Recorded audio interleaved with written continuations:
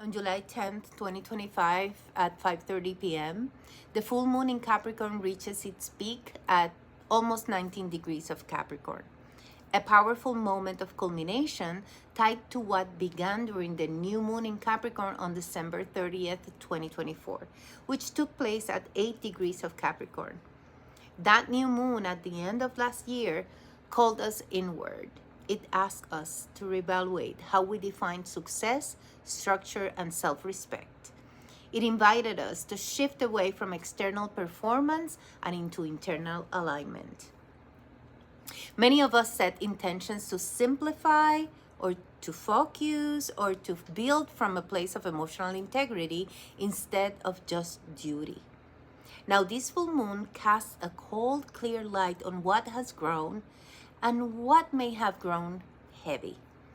The moon lands at Capricorn 19 degrees, and the Sabian symbol for this degree is a 5-year-old child carrying a huge shopping bag. The image is as emotional as it is archetypal.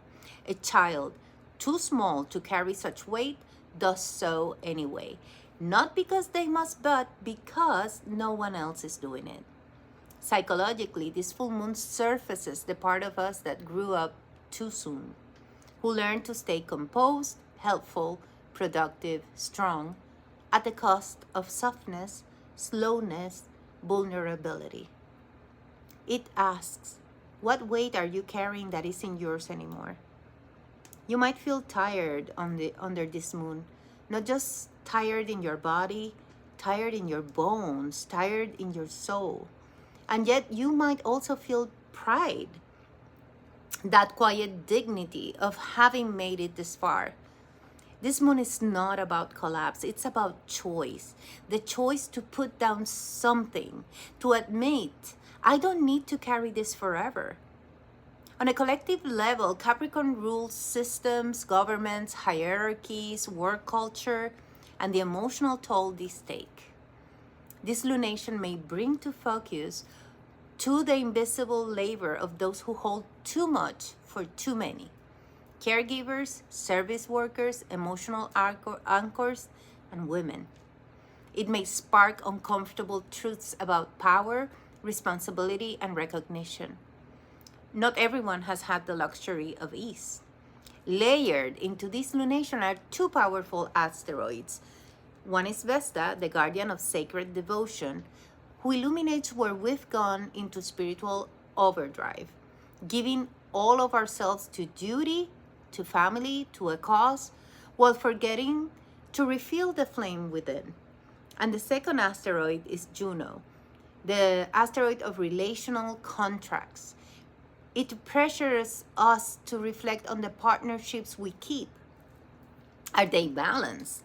Are you carrying the emotional weight for two or more? Their presence adds emotional gravity to this moment, highlighting where we've mistaken loyalty for sacrifice or commitment for quiet depletion. There's more. Uranus just entered Gemini on July 7th, 3 days before this full moon. It's the beginning of a new collective mental era, ideas speeding up, systems cracking open. But Capricorn says, slow down. Before you race ahead, check your foundations. You can't start a revolution if you're exhausted. And maybe this time, the revolution is internal.